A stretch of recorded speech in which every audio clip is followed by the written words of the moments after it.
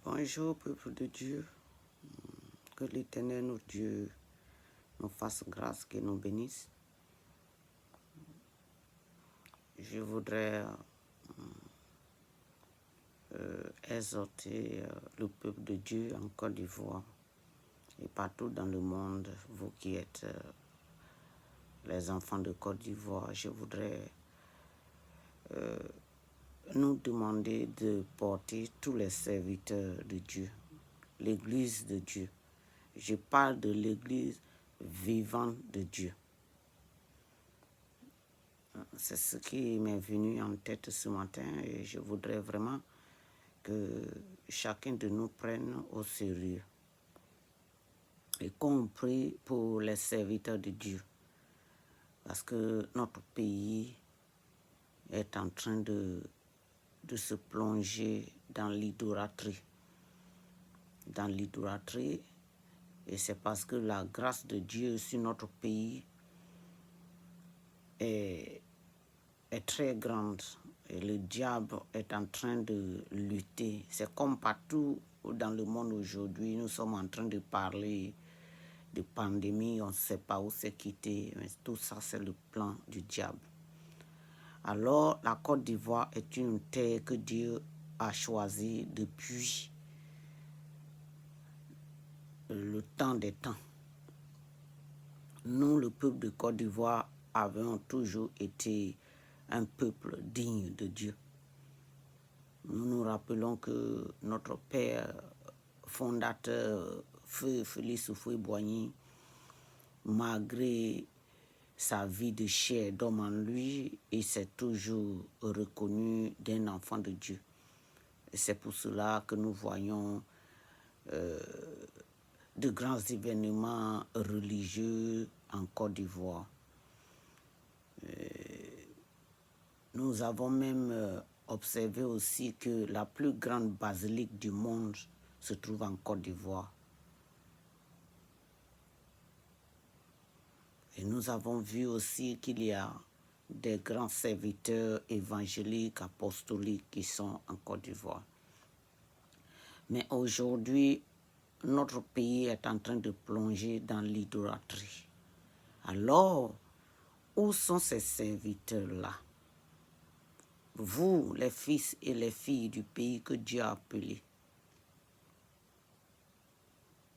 où sommes-nous? Nous devons être des enfants de Dieu avec toujours la bouche ouverte pour nous adresser au peuple, pour nous adresser aux responsables de notre pays. Jésus revient très bientôt.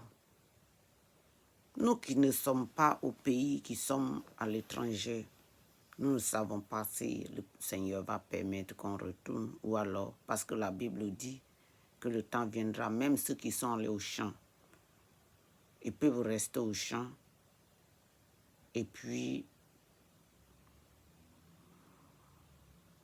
le Fils de l'homme va apparaître.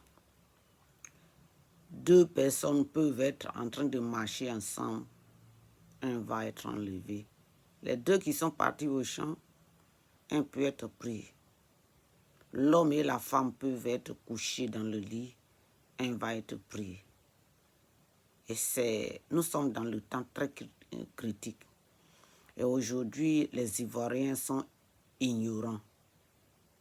Et les serviteurs de Dieu, je voudrais vous exhorter à retourner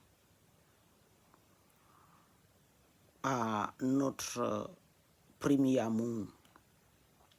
Le premier amour de notre vie, ce n'est pas le premier homme que nous avons connu en tant que femme.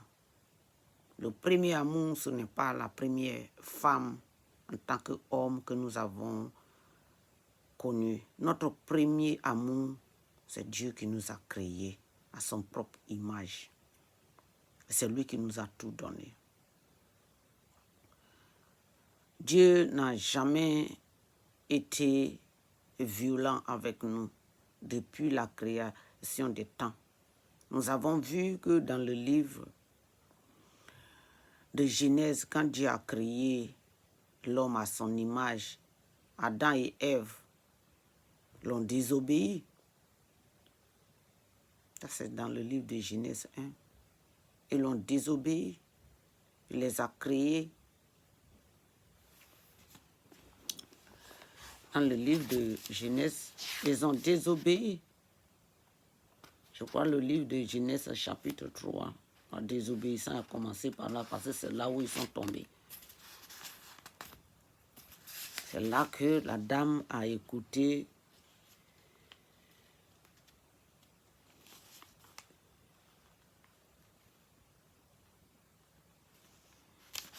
c'est là que la femme a commencé à écouter la voix du serpent. La Bible nous dit que Dieu les a fait sortir, mais Dieu ne les a pas tués. Alors qu'il leur a dit au commencement que si vous mangez à ce fruit, vous allez mourir. Si nous lisons ce passage, nous allons nous rendre compte que sur le champ, ils ne sont pas morts, c'est vrai, ils ont mangé le fruit. Dieu les a fait sortir du jardin d'Éden. Dieu ne les a pas tués physiquement, mais ils étaient réellement morts. Spirituellement, parce que Dieu est esprit, Dieu n'est pas physique. Donc quand Dieu dit que si vous faites ça, vous allez périr. Ils ont mangé, la femme a mangé, elle a donné à son mari. C'est lui qui est la tête de la maison, mais il n'a pas dit que Dieu nous a dit de ne pas manger. Il n'a même pas insisté, il n'a pas résisté. Il a écouté la femme et il a mangé. Et nous tous, nous connaissons la suite. Alors, Dieu étant fâché dans son amour et sa miséricorde, Dieu ne les a pas tués, mais ils étaient morts sur place là. C'est par là que la mort est rentrée au milieu de nous, parce que Dieu a dit que si vous mangez, vous allez mourir. Parce que le monde que Dieu avait créé, où Dieu les avait déposés, c'était le jardin d'Éden, ce n'est pas ce monde où nous vivons aujourd'hui. Et alors, quand ils ont mangé, ils étaient déjà morts parce que Dieu savait qu'ils allaient mourir. Ils n'étaient pas créés pour mourir. Dieu ne les a pas créés pour qu'ils meurent. Dieu les a créés pour qu'ils vivent éternellement. Mais à cause de désobéissance, ils sont morts là.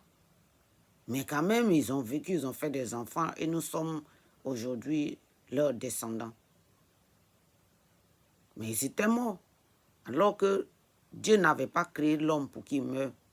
Et c'est pour cela que Dieu les a enlevés dans le jardin d'Éden. Si vous lisez, vous allez vous rendre compte que Adam et Ève étaient sortis du jardin d'Éden. Et Dieu a mis l'ange qui s'appelle Chérubin pour prendre la sécurité, pour ne pas que l'homme rentre dans le jardin. Chers parents, chers bien-aimés, le jardin d'Éden, Adam et Ève sont morts, ils ont fait des enfants, les enfants sont morts, la mort continue. À leur temps, là, Adam a vécu, je crois, presque 950 et quelques ans avant de mourir. Et aujourd'hui, quand quelqu'un a 80 ans, on dit qu'il est vieux. Plus nous rentrons dans le péché, plus notre jour sur la terre réduit. Le jardin d'Éden est resté avec Dieu. Dieu les a fait sortir du jardin d'Éden pour les envoyer dans ce monde où nous vivons aujourd'hui. Le monde rempli de péché, de désobéissance, d'ingratitude, d'injustice, de méchanceté, de haine, d'hypocrisie, de calomnie, de toutes sortes de malices. Et nous vivons là. Nous pensons que nous sommes le maître de ce monde. C'est vrai, c'est le diable qui a pris le dessus. Parce que ce monde, là où nous vivons, c'est le monde où le diable est venu pour diriger.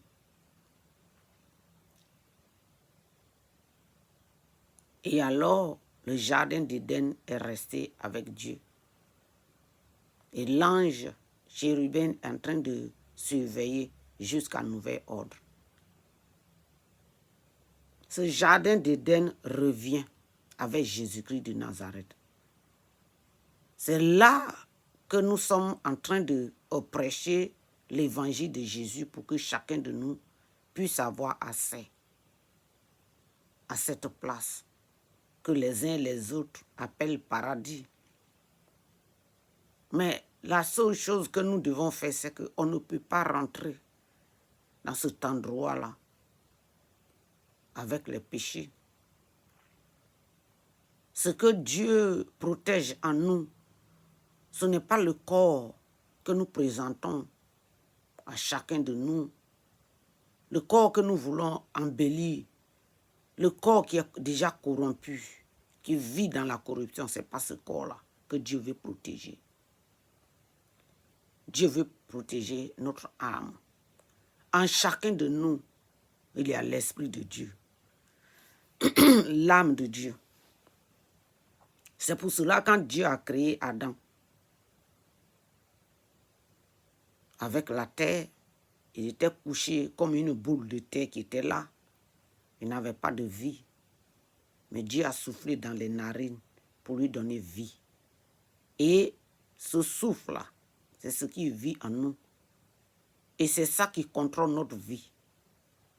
Ce n'est pas le corps qu'on veut embellir, porter les choses chères, on veut apparaître good, on veut vivre dans les quartiers bons, on veut avoir bon travail, on veut avoir tout l'or et le diamant, et puis on est en train de verser du sang. Ce n'est pas ce corps-là que Dieu veut. C'est pour cela que ce corps-là que nous portons aujourd'hui, le corps de la sœur que vous voyez là, la Bible appelle ça le corps mortel. C'est pour ça que quand Dieu parle à ses prophètes, il dit homme mortel. Mais l'esprit qui est en train de vous parler ne meurt pas. Cet esprit-là, c'est lui qui contrôle notre vie. C'est lui qui est comme aujourd'hui, ceux qui ont les téléphones portables. Si tu n'as pas SIM card, la puce, si tu n'as pas la puce dans ton téléphone, quelle que soit la beauté de ton téléphone, ça ne marche pas. Mais ce qui est pour la technologie, ton téléphone peut changer, ton téléphone peut tomber en panne, tu peux enlever la puce et puis mettre dans un autre téléphone. Mais avec l'âme que Dieu met en nous, l'esprit que Dieu met en nous, Dieu l'a fait et continue d'avoir la miséricorde en nous parce qu'il sait que Adam a péché. Mais dans la semence d'Adam, il y a au moins un ou deux qui vont obéir sa voix. Et chaque génération, Dieu fait de sorte qu'il y ait au moins un. Et chaque famille, chaque maison, Dieu fait de sorte qu'il y ait au moins un. C'est comme ça. La vie que nous vivons aujourd'hui, c'est un mystère qui est caché. Mais nous, les serviteurs de Dieu, nous, les enfants de Dieu, nous devons plus nous connecter avec toutes ces paroles. Alors, Dieu nous a tant aimés qu'il nous a envoyé son fils Jésus. Avant que Jésus même, il était déjà, il vivait. C'est pour ça qu'il dit au peuple d'Israël, vous dites que Abraham est votre père. Mais avant Abraham, je suis. Parce que Jésus, c'est Dieu. C'est l'Esprit de Dieu qui s'est incarné à la Vierge Marie. Parce que Dieu a tant aimé le monde qu'il a fait tous ses efforts pour créer tout ce que nous vivons aujourd'hui, le ciel et la terre. Et malgré la désobéissance, il continue de nous pardonner, de nous donner une chance. Mon frère, ma soeur, si tu penses que Dieu n'existe pas, si tu penses que c'est le fétiche, les idoles, la sorcellerie, la guerre nocturne qui détruit, qui coupe la vie des gens, si tu penses que c'est ça qui va te faire entrer dans le royaume de Dieu, je m'en vais te dire qu'il y a l'enfer et puis vraiment le royaume de Dieu. Donc Dieu donne à chaque génération des personnes qui s'ouvrent à lui et leur donne la chance de devenir, la grâce de devenir les enfants de Dieu. C'est pour cela que Dieu ne détruit pas le monde entier. Parce qu'il sait que le monde où nous vivons aujourd'hui, ce n'est pas tous qui l'aiment, qui écoutent sa voix. Mais il y en a qui l'écoutent. Dieu sait ce que nous faisons dans le secret. Je vais lire un tout petit passage, comme ma Bible en anglais. Vous voyez, dans le livre, j'ai essayé, comme je n'ai pas de livre en français, de Bible en français, j'essaie de me concentrer sur ce que je lis. J'ai lu, mais essayer d'expliquer parce que c'est un peu difficile pour moi de traduire et tout ça. Et dans le livre de Luc, chapitre 12, que j'ai lu, où Jésus disait de faire attention à l'hypocrisie religieuse. Il parlait des pharisiens. Ils ont leur façon de comprendre. Et même aujourd'hui, au milieu de nous, les gens ont leur façon de voir les choses. Alors que Dieu a dit dans le livre d'Ésaïe, vos voix ne sont pas mes voix, vos pensées ne sont pas mes pensées. Et c'est ça qui fait que nous voulons faire notre pensée. Et c'est ça qui fait que beaucoup aujourd'hui se détournent de la voix de Dieu. Et quand vous vous détournez de la voix de Dieu, si nous nous détournons de la voix de Dieu, où est-ce que nous allons finir notre vie? Il dit ici, dans le verset 2, il dit, rien de couvert ne peut être dévoilé et rien de caché ne peut être révélé. Parce que tout ce que vous dites dans l'obscurité sera entendu à la lumière. Et ce que vous chuchotez à l'oreille privée, à l'oreille dans la chambre privée, sera proclamé aux yeux de tous. Bon, j'essaie de traduire comme ça. Vous voyez, ça veut dire quoi? Nous sommes les serviteurs de Dieu. Nous voulons plaire aux hommes. Mais nous ne voulons pas plaire à Dieu. Parce que si nous voulons plaire à Dieu, nous allons être nous-mêmes en tant que messagers de Dieu, en tant que les hommes et les femmes neutres. Mais l'Église en Afrique et en Côte d'Ivoire particulièrement dort. Les religieux dorment en Côte d'Ivoire. La Bible dit que profite un homme de gagner le monde entier et de perdre son propre âme. Les idoles sont rentrées pour... Je ne sais pas ce que cela cherche dans les églises. Je ne sais pas ce que cela cherche au milieu des enfants de Dieu. Dieu dit, je suis un Dieu jaloux. Je suis un Dieu jaloux. Dieu n'aime pas les idoles. Quand il dit qu'il est un Dieu jaloux, il dit qu'il ne veut pas que ses enfants adorent un autre Dieu que lui. Aujourd'hui, la soif d'argent. Je ne veux pas juger les gens parce que je n'ai pas le droit. Mais je voudrais tirer l'attention de tous mes parents serviteurs de Dieu. Nous le savons dans la Sainte Bible que l'enfer est réel et le royaume de Dieu est réel. C'est nous qui prêchons ça.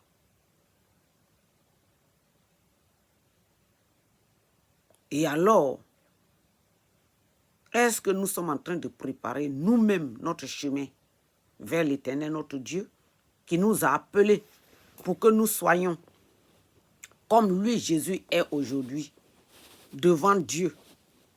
Parce que Jésus est le médiateur entre Dieu et nous, à cause de nos péchés. Nous ne sommes pas propres, nous ne sommes pas saints. Nous ne pouvons pas aller devant Dieu, parce que Dieu est saint. C'est pour ça que Jésus est au milieu de nous. Et nous que Jésus a mis comme les disciples, au milieu de son peuple, entre son peuple et lui.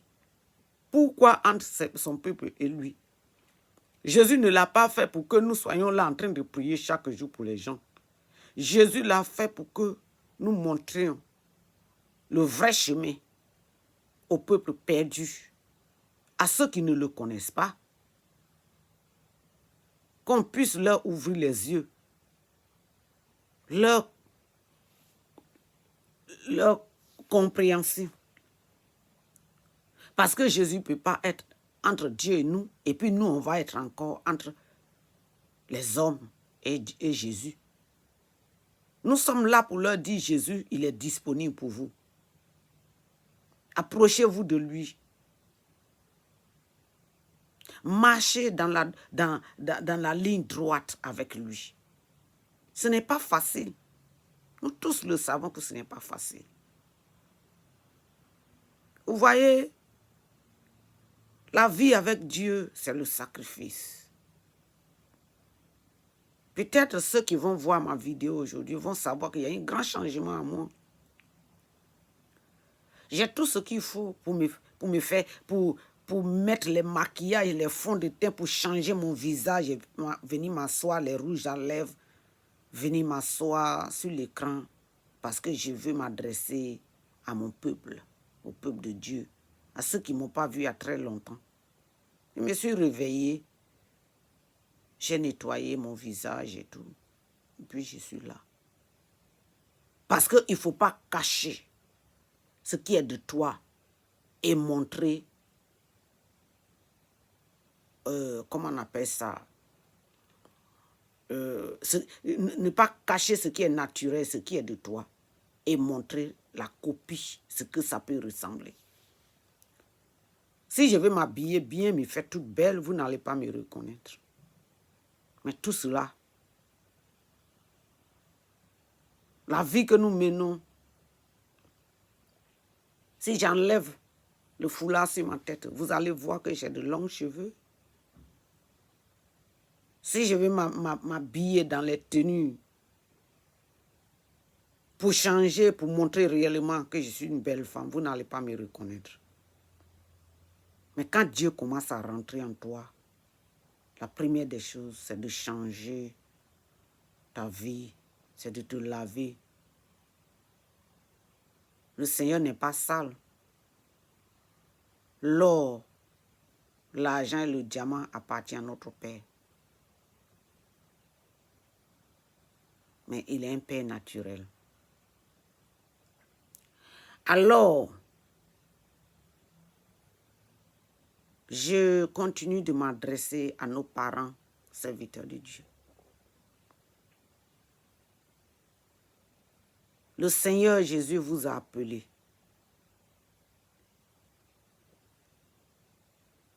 Comme les disciples.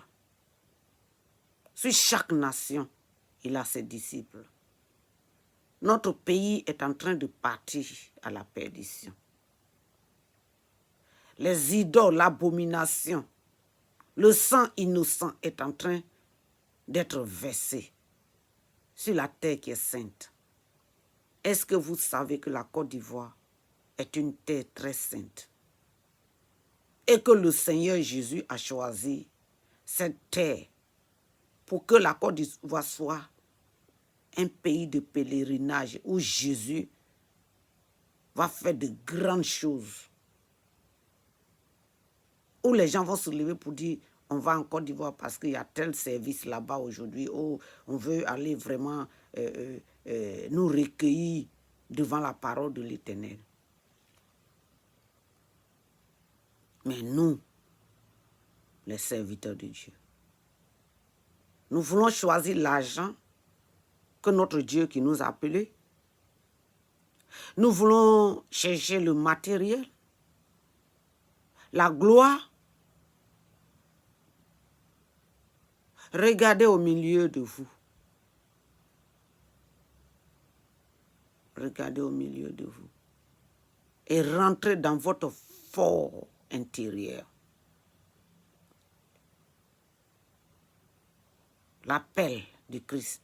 Et dit, si tu veux me suivre, il faut te renier et porter ta propre croix. Est-ce que nous sommes prêts à porter notre propre croix? Moi, je suis venu en Europe ici. Le but pour lequel j'étais venu en Europe, si je vous fais sortir la liste, vous allez être étonnés.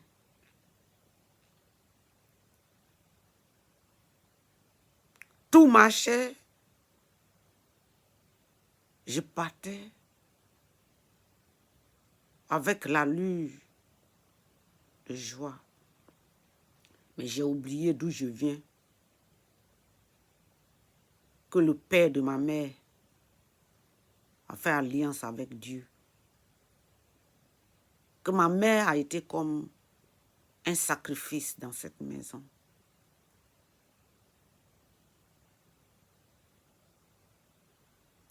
Ma mère est décédée quand elle n'avait pas encore ses 30 ans.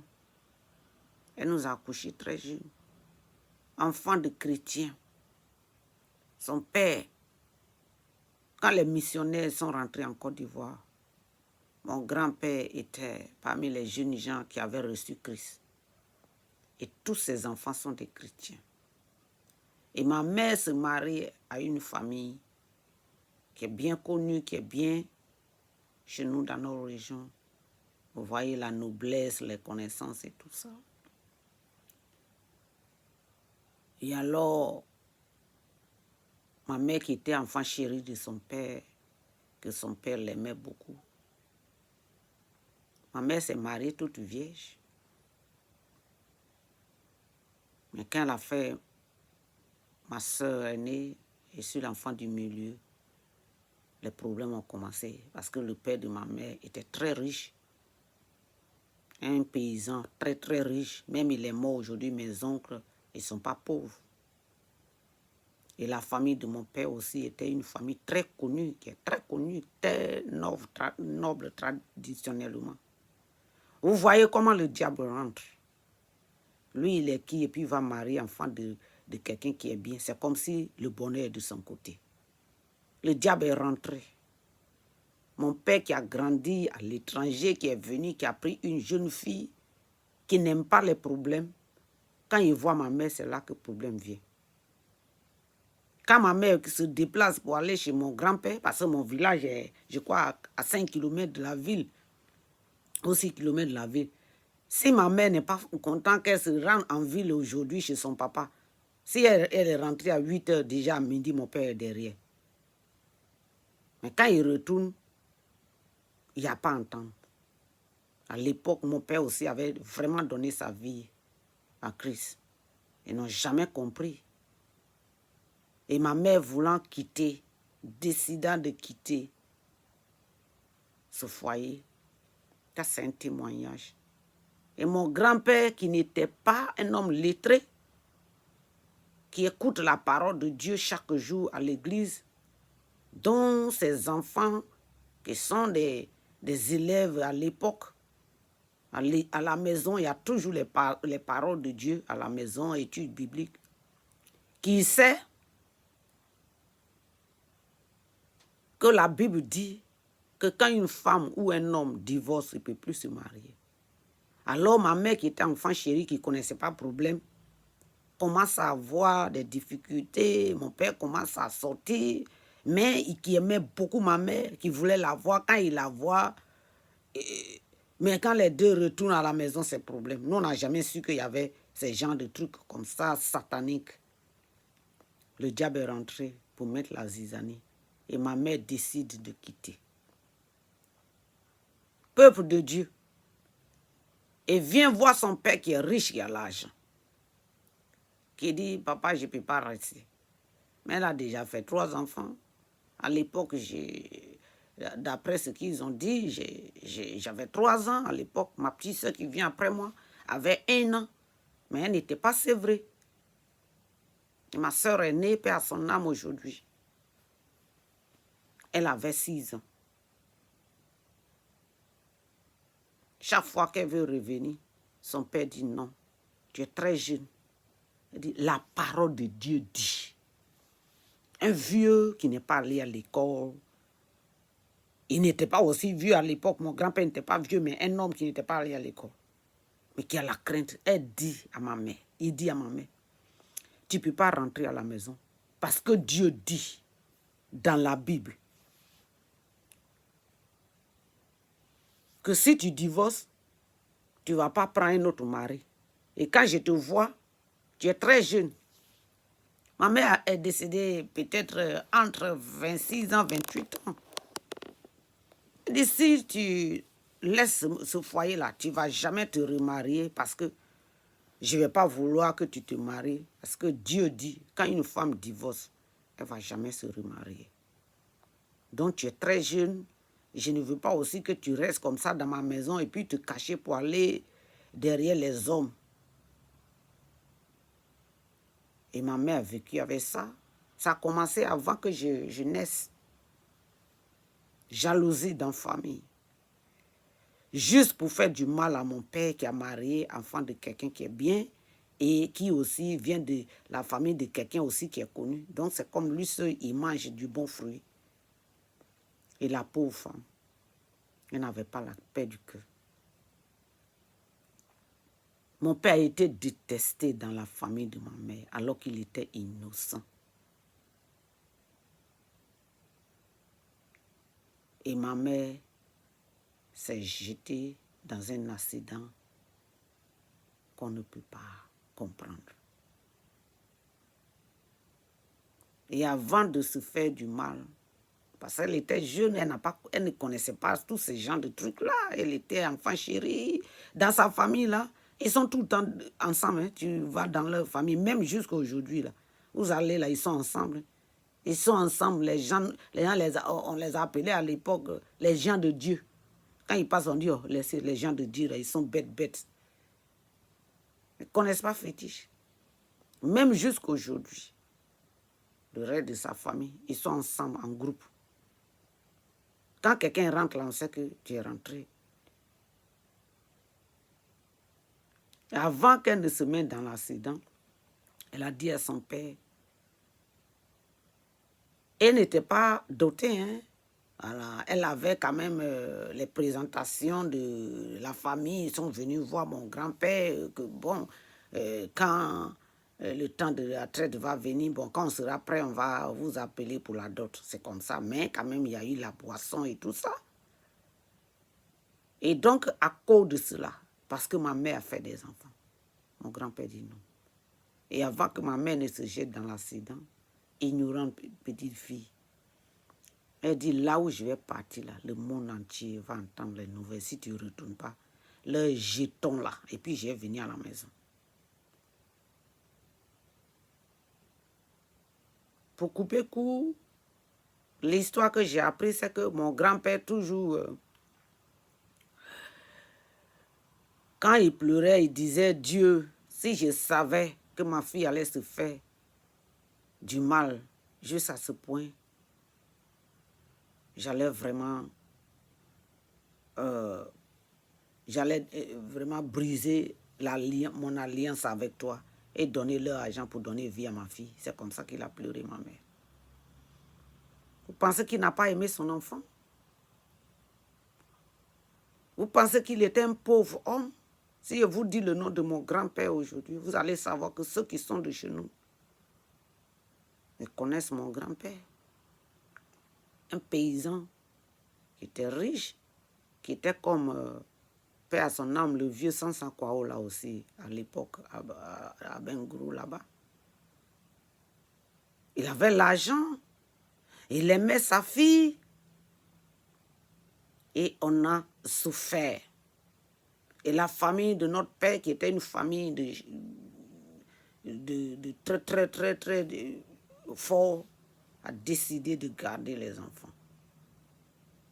Juste à ce que nous soyons grands pour prendre nos propres décisions, rendre visite à nos parents maternels.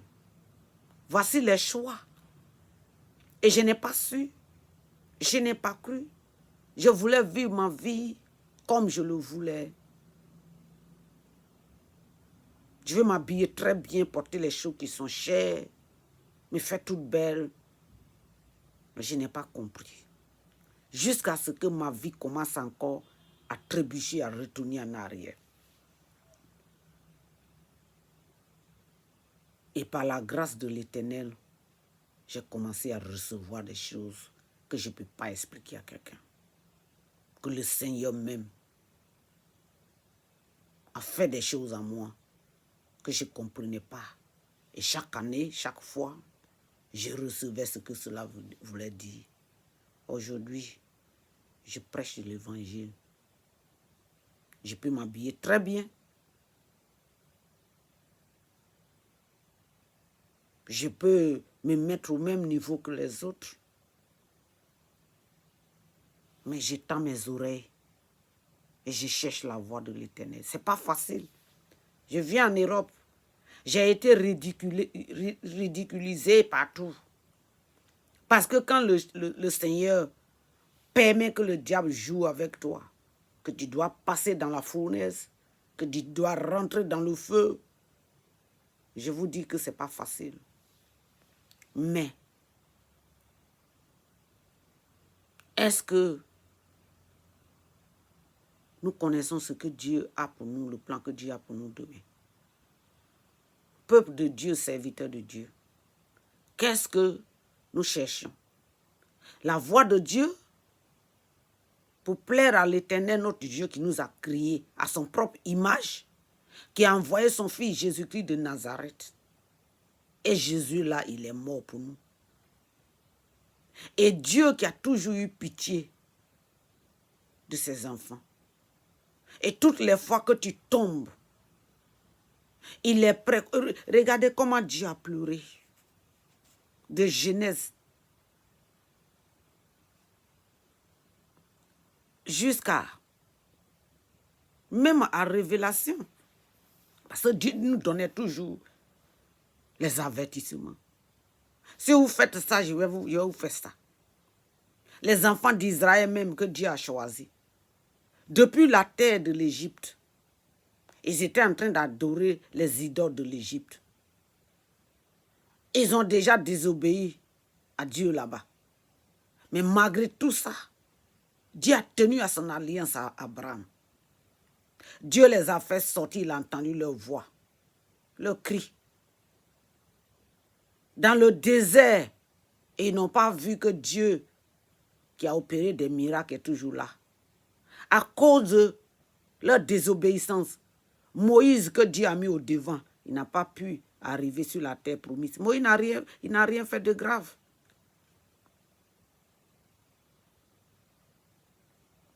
Mais vous voulez que les membres de vos églises, parce qu'ils payent les dîmes, parce qu'ils vous donnent les choses, parce que vous demandez les dîmes, et puis ils donnent, vous voulez qu'à cause vous ne puissiez pas rentrer.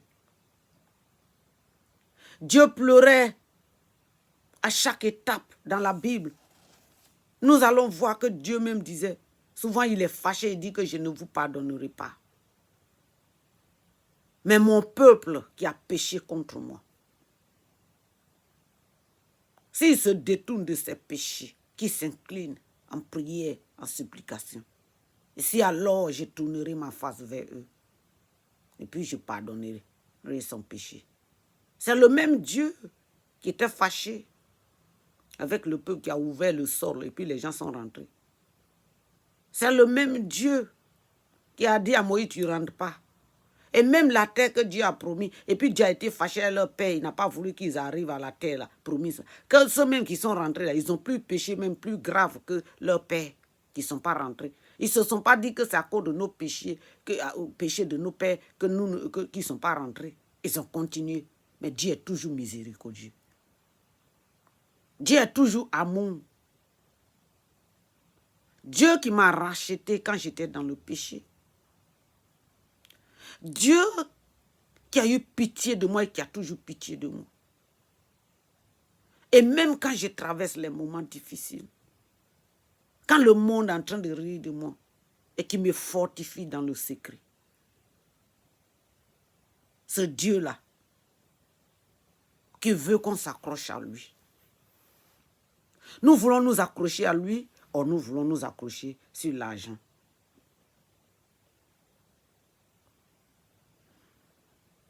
Je crois Luc 13. Les gens parlaient de, je crois, les Galiléens là. Les gens sont en train de se dire, parce qu'il y a des Galiléens qui ont eu des problèmes quelque part là-bas, les gens leur disaient que c'est parce qu'ils étaient des pécheurs. Et Jésus leur disait, vous pensez que ces Galiléens là, vous pensez que eux, c'est parce qu'ils sont pécheurs qu'ils sont en train de traverser tous ces moments. Il dit, je vous dis la vérité, jusqu'à ce que vous vous repentez. Si vous ne vous repentez pas, vous allez périr.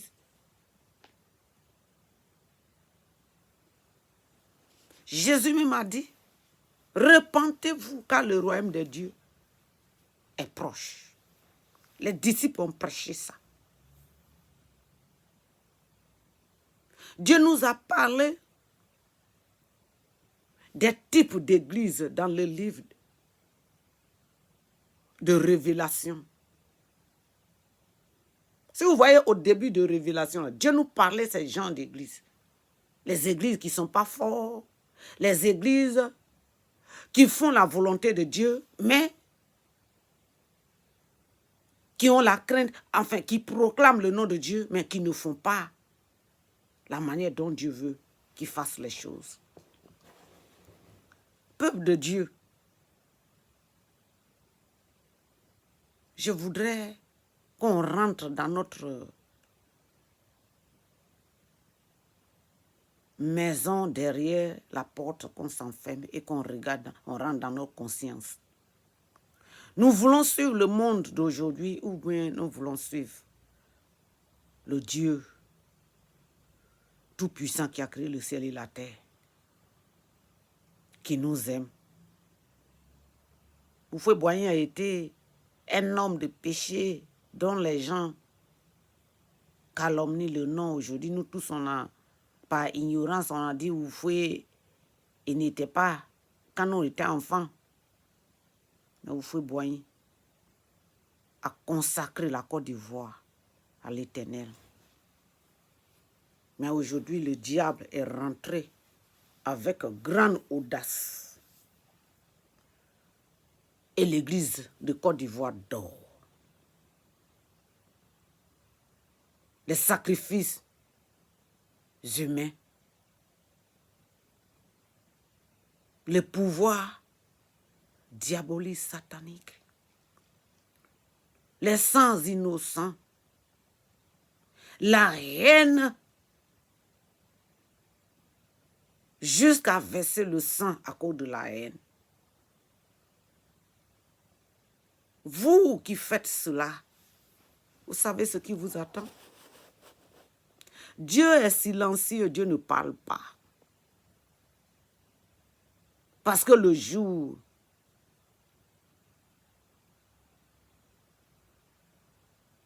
où le corps va mourir, et puis l'âme va sortir du corps, et puis va s'arrêter devant Dieu.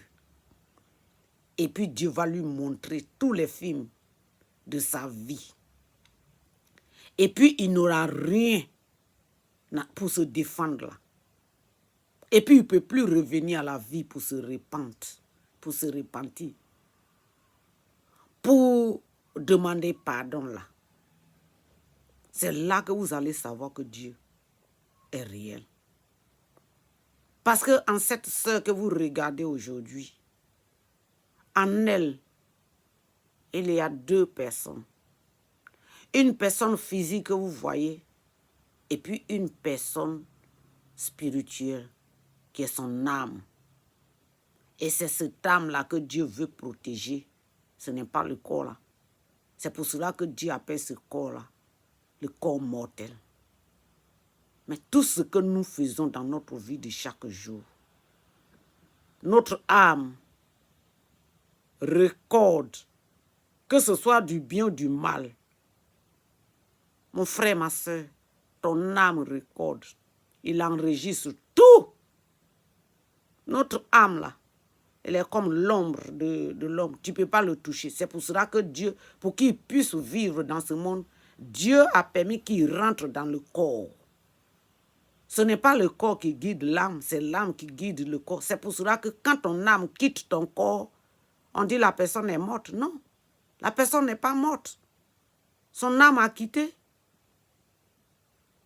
Son âme a quitté. Et son corps est devenu inutile. C'est pour cela que quand on l'enterre, on dit va à la terre où tu es revenu. Notre âme ne meurt pas. Mon frère, ma soeur, tu penses que tu es trop prioritaire.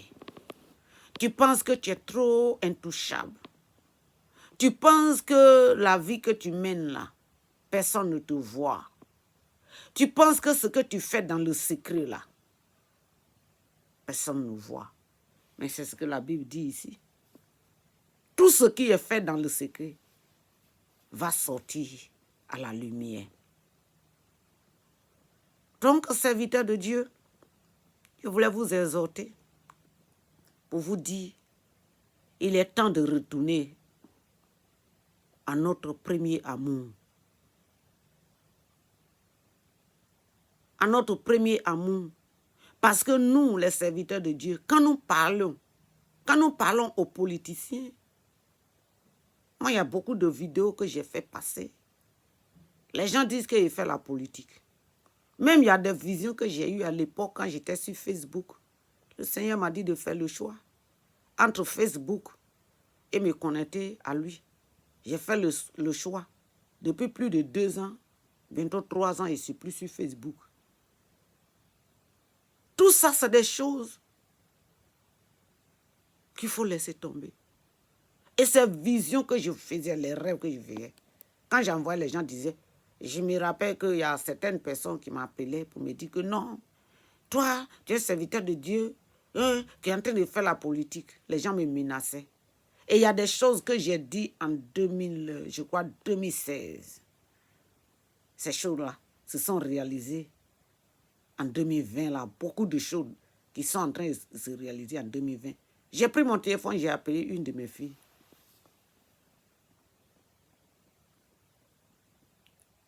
Et je lui ai dit, tu te rappelles le jour où j'avais fait une vidéo, j'ai fait comme ça, il a dit comme ça, comme ça. Et puis tu me disais que oui, que moi j'ai fait. Elle dit oui. Elle dit, ah, j'ai dit non, rappelle-toi. Et puis elle dit oui, je me rappelle. Elle dit, tu as vu ce qui se passe en Côte d'Ivoire aujourd'hui? Tu vois? Elle dit, oh oui. Mais elle m'avait menacé à l'époque. Hein? Il y a des gens qui prennent le téléphone qui me menacent. Parce que ce que Dieu m'a montré, j'ai dit. Mais aujourd'hui, ma parole, c'est sur vous, les serviteurs de Dieu, qui regardez votre pays parce que vous avez peur des hommes, parce que vous avez peut-être fait amitié avec les hommes. Je voudrais vous dire, le jugement nous attend tous. Que ce soit président de la République, que ce soit premier ministre, que ce soit député, maire, que ce soit le grand féticheur, que ce soit le grand marabout, le grand Satan qui vient s'asseoir, que ce soit la tête de la franc-maçonnerie, que ce soit la tête de voodoo, que ce soit le bon sacrificateur, que ce soit le bon chrétien, nous allons tous passer à la casserole du jugement. Mais avant qu'il ne soit tard, retournons à notre premier amour. Je pouvais continuer, mais si la vidéo est très longue, ce n'est pas bien. Donc, j'espère que je n'ai pas insulté quelqu'un et que cette vidéo va aller jusqu'au bout de la Côte d'Ivoire. Que le Seigneur nous bénisse, qui touche ses serviteurs. Seigneur, je veux te bénir, je veux te rendre gloire à l'Éternel. Je ne sais pas pourquoi cela est venu en tête, mais je sais que ce n'est pas ta volonté. Seigneur, touche toutes les personnes qui vont avoir accès à cette vidéo, qu'elles vont partager, pas parce que mon visage est vilain, pas parce que ces personnes me détestent, mais parce que toi, l'Éternel, tu as utilisé un vaisseau qui ne compte rien au milieu des hommes, mais que toi-même tu as choisi pour qu'il te représente, il représente ta voix, tes conseils, Seigneur. Touche les cœurs partout en Côte d'Ivoire, du nord au sud, de l'est à l'ouest. Seigneur, tous les serviteurs, tous ceux qui disent qu'ils appartiennent à la maison de Dieu, que tu sois musulman, chrétien, que tu aies le nom de l'Éternel, parce que les musulmans connaissent que Jésus-Christ est Seigneur. Seigneur, que tu touches leur cœur afin que eux, les responsables religieux, puissent ouvrir la voie du dialogue et la vérité, la franchise, qui ne marche pas dans leur chair, mais qui marche selon toi, Dieu l'Éternel, ta volonté. Que la paix s'établisse dans notre pays, que la justice soit faite sur la Côte d'Ivoire, que les fils et les filles dignes de la Côte d'Ivoire reviennent à toi, parce que c'est toi qui es notre Dieu. Notre Dieu n'est pas l'argent, n'a pas le café, le cacao. Notre Dieu, ce n'est pas les politiciens, ce n'est pas Gbagbo, ce n'est pas Bédié, ce n'est pas Draman, ce n'est pas député, mais ce n'est pas Ahmed Bakayoko, ce n'est pas Guillaume Soro.